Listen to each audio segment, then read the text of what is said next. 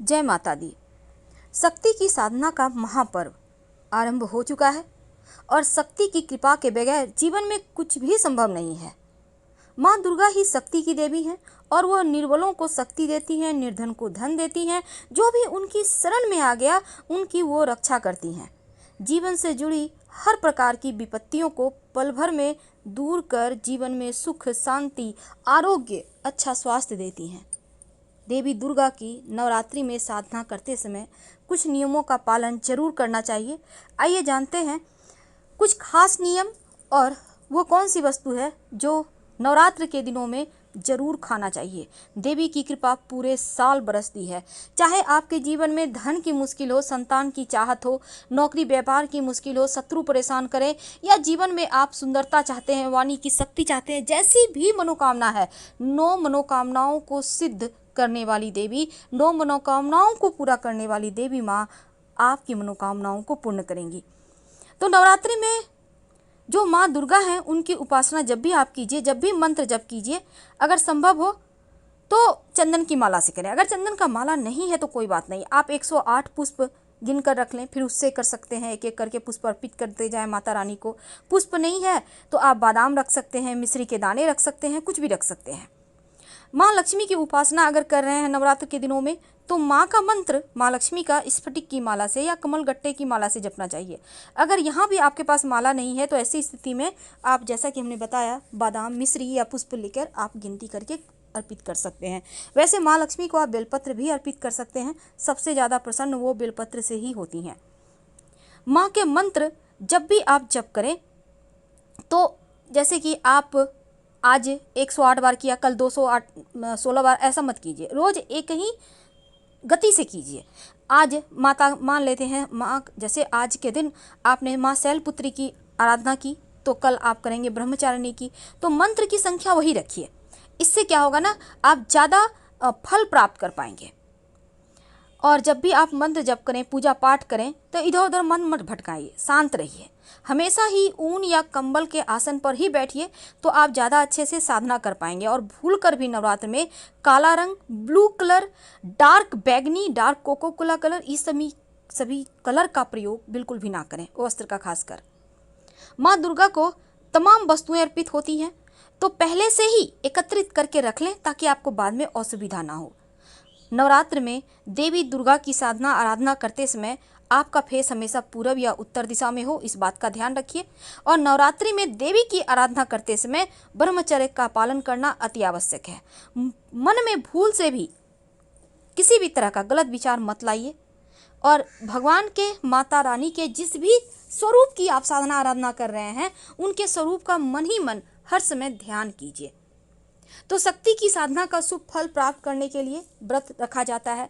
आप व्रत रखें या ना रखें, कम से कम लहसुन, प्याज, मांस, मदिरा, इन चीज़ों का सेवन भूल कर भी ना करें, वरना आपको व्रत का पूरा फल नहीं मिलेगा। तो नवरात्र में वो कौन सी वस्तु है जिसे आपको जरूर खाना चाहिए ताकि माता रानी की कृपा बरसती रहे। देखिए, माता रानी के 9 स्वरूपों की पूजा 9 दिनों में की जाएगी। तो माँ के हर स्वरूप का अलग मंत्र है, अलग भोग है और अलग तरीके का वो वरदान देती हैं। इसीलिए आप पहले दिन माँ शैलपुत्री की आराधना करेंगे, पूजा करेंगे तो आप माता रानी को शुद्ध घी गाय का अर्पित करेंगे भोग में। और ये गाय का घी आप प्रसाद के रूप में खुद भी खाइए, पूरे परिवार को दीजिए। हर व्यक्ति पूरे साल अच्छा स्वास्थ्य यानी उनको वरदान मिलेगा और वो आरोग्य को प्राप्ति होगी और गंभीर बीमारियों से भी रक्षा होगी। अब माँ का दूसरा स्वरूप है माँ ब्रह्मचारिणी। जब आप माँ ब्रह्मचारिणी की पूजा करेंगे तो माँ को शक्कर का भोग लगाया जाता है, शक्कर या फिर मिश्री जिसको चीनी कहते हैं। तो आप भोग लगाने के बाद प्रसाद के रूप में पूरे घर परिवार के साथ खाइए। आप सभी का आयु बढ़ेगा और स्वास्थ्य भी उत्तम रहेगा, आरोग्य प्राप्त होगा, लंबी आयु प्राप्त करेंगे। नवरात्र के तीसरे दिन माँ चंद्रघंटा की पूजा होती है। तो इस दिन माँ को दूध या दूध से बनी चीज़ें अर्पित की जाती है। दूध आप चाहें तो गाय का कच्चा दूध आप एक कटोरी में, चांदी की कटोरी में या कोई भी कटोरी आपके पास है, तो माँ को भोग लगाइए, फिर प्रसाद के रूप में खाइए। या आप दूध से बनी हुई कोई भी मिठाई माँ को भोग लगा सकते हैं और प्रसाद के रूप में खाइए। आप दान भी कर सकते हैं थोड़ा सा मिठाई। खुशी बढ़ती है, जीवन में खुशियाँ आती हैं नवरात्र के चौथे दिन माँ का जो चौथा स्वरूप है कुष्मांडा स्वरूप की पूजा होती है। माँ की उपासना करने से कठिन रोग, जटिल से जटिल समस्या, हर कष्ट दूर हो जाते हैं। तो माँ को मालपुए का भोग लगाया जाता है। अब मान लेते हैं मालपुए आपको नहीं बना पाए किसी कारणवश, तो आप गुड़ का भोग लगाइए, खुद भी खाइए और सबको खिलाइए। बुद्धि तेज होगी, आपकी वाणी की शक्ति बढ़ेगी, दिमाग एक्टिव रहेगा। नवरात्र के 5वें दिन माँ स्कंद माता की पूजा की जाती है और माँ के इस स्वरूप की पूजा करने से भक्त की सभी मनोकामनाएं पूर्ण होती है, संतान की प्राप्ति होती है। इसलिए माँ को इस दिन केले का भोग लगाएं। जब भी केले का भोग लगाएं जोड़े की संख्या में, यानी 2, 4, 6, 8, 5 या 11 साथ मत लगाइएगा। केले का भोग हमेशा जोड़ा ही लगाना चाहिए। और अगर गुरु कमजोर है तो आप केला दान भी कर सकते हैं। नवरात्र के 6ठे दिन देवी कात्यायनी की आराधना की जाती है और उनकी पूजा करने से अर्थ काम मोक्ष की प्राप्ति होती है। माँ को शहद का भोग लगाया जाता है। अगर आपके घर में चांदी का बर्तन है तो उसी में रखकर शहद का भोग लगाइए और पूरे परिवार के साथ खाइए। जीवन में मिठास घुलेगा, प्रेम बढ़ेगा अपनों के साथ। 7वें दिन माँ कालरात्रि की पूजा होती है। माँ कालरात्रि भूत प्रेत नकारात्मक शक्तियों से रक्षा करती हैं, सभी दुख दूर करती हैं। तो माँ को गुड़ का भोग लगाया जाता है। गुड़ जब भी आप भोग लगाइए तो आधा गुड़ घर में अपनों के साथ खाइए प्रसाद के रूप में और आधा गुड़ किसी को दान कर दें या पास के मंदिर में रखाएं। जीवन के कष्ट मिटेंगे, किसी भी तरह का नकारात्मक ऊर्जाएं समाप्त हो जाएगी। नवरात्र के 8वें दिन माँ महागौरी को नारियल का भोग लगाया जाता है और नारियल का भोग लगाने से घर में सुख समृद्धि बढ़ती है, संतान से जुड़ी समस्या दूर होती है और पूरे परिवार के साथ प्रसाद में जो भी आपको नारियल मिल गया है जरूर खाइए, खुशियां बढ़ेंगी, सुख आएगा। और आखिरी दिन माँ सिद्धिदात्री की पूजा होती है। तो माँ सिद्धिदात्री को जगत को संचालित करने वाली देवी माना जाता है और इस दिन माता को तिल का भोग लगाया जाता है। तो नवमी के दिन तिल का भोग लगाने से किसी भी तरह का जीवन में अनहोनी नहीं होती, जो आकस्मिक घटनाएं हैं वो नहीं घटती और जीवन एकदम से स्मूथ चलता है। तो माँ के 9 दिनों में 9 भोग लगाइए और प्रसाद के रूप में खाइए।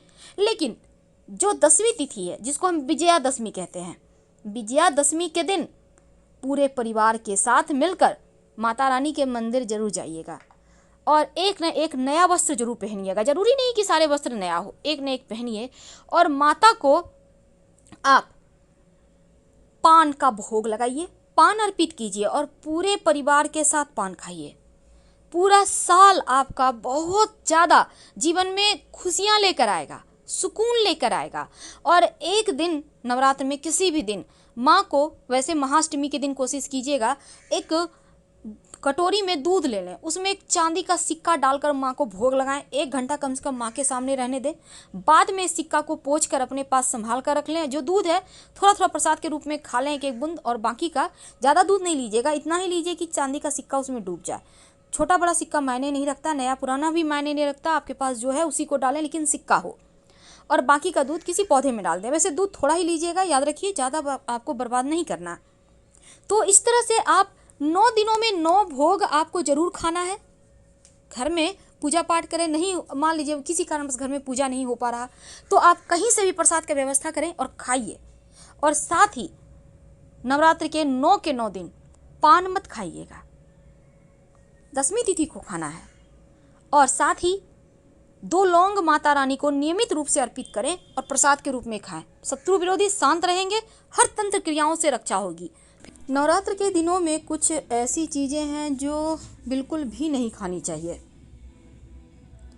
तो उनमें से क्या नहीं खाना चाहिए, चलिए हम जानते हैं। सबसे पहली चीज़ है, तामसिक चीज़ तो लोग नहीं ही खाते हैं, साथ ही उसमें लहसुन प्याज भी शामिल है, यानी लहसुन प्याज का सेवन भी ना करें।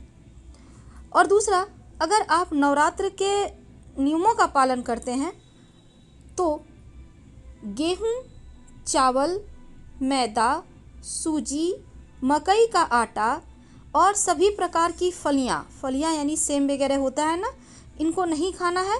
और यहाँ तक कि दाल भी नहीं खाना चाहिए अगर आप व्रत रखते हैं या फिर पालन करते हैं नियमों का। तो सादा नमक, हल्दी का पाउडर या हल्दी, करी पत्ता और धनिया, सरसों, राई जिसको कहते हैं नहीं खानी चाहिए।